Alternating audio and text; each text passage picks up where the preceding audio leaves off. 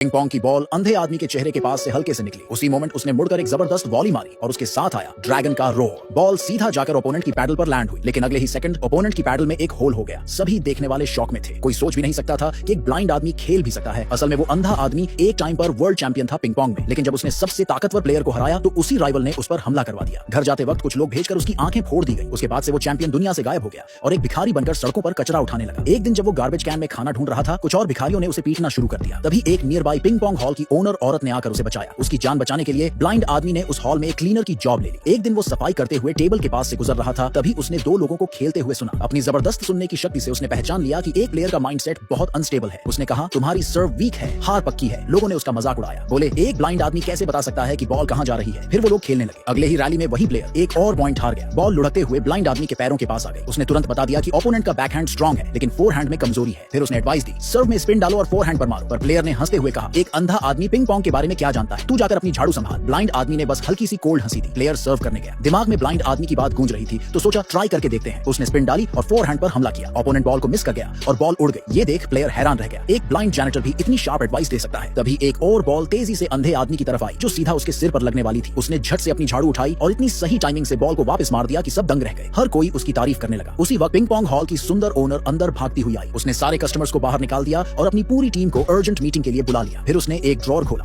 और उसमें से बैंक कार्ड्स का एक बड़ा सा बंडल निकालकर सबके सामने रख दिया। उसने अनाउंस किया कि आज से पिंग पोंग हॉल बंद किया जा रहा है, क्योंकि एक पुराना ट्रेडर एक प्रोविंशियल चैंपियन को लेकर वापस आया है उन्हें चैलेंज करने। अगर वो हार गए तो पूरा हॉल देना पड़ेगा। उसे पता था कि उसकी टीम प्रोविंशियल लेवल के चैंपियन से नहीं जीत सकती, इसलिए उसने अपना सारा जमा पैसा सबको देने का फैसला किया। और उसकी टीम कई सालों से उसके साथ थी और उन्होंने कसम खाई कि हॉल के आखिरी दिन तक साथ देंगे। लेकिन ओनर ने कहा कि वो उनकी जिंदगी खराब नहीं करना चाहती, इसलिए सबको जाने के लिए कहा। फिर उसने एक स्पेशल बैंक कार्ड ब्लाइंड आदमी को दिया और कहा कि उसकी जिंदगी सबसे मुश्किल होने वाली है, इसलिए उसे ये पैसा लेना ही होगा। ब्लाइंड आदमी को वो दिन याद आया जब इस औरत ने उसकी जान बचाई थी। वो चाहकर भी हॉल की तबाही चुपचाप नहीं देख सकता था, लेकिन फिर भी उसने कार्ड ले लिया। ये देखकर सबने उसे गालियां देना शुरू कर दिया। मैनेजर तो उसे मारने तक आ गया, पर ओनर ने बीच में आकर रोका और कहा कि ये पैसा उसका हक है। उसी वक्त ट्रेडर अपने पूरे टीम के साथ हॉल में घुसा। उनका मेन प्लेयर था दुनिया का तीसरे नंबर का पिंग पोंग खिलाड़ी। ट्रेडर ने कहा कि अगर उसकी टीम में से कोई भी एक आदमी उसके प्लेयर को हरा दे तो वो हार मान लेगा। ओनर का सीनियर डिसाइपल सबसे पहले सामने आया, लेकिन वो प्रोविंशियल चैंपियन के सामने टिक ही नहीं पाया। एक भी शॉट वापस नहीं कर पाया और सीधा 11-0 से हार गया। बहुत शर्मनाक हार। ओपोनेंट की खतरनाक ताकत देखकर अब मैनेजर ने एंट्री ली। जैसे ही मैच शुरू हुआ, दोनों तरफ से तगड़ी रैलीज चली, लेकिन बस 10 शॉट्स में ही ब्लाइंड आदमी को कुछ गड़बड़ लगा। ओपोनेंट जानबूझकर मैनेजर की एनर्जी खत्म कर रहा था। फिर आया एक भारी स्मैश।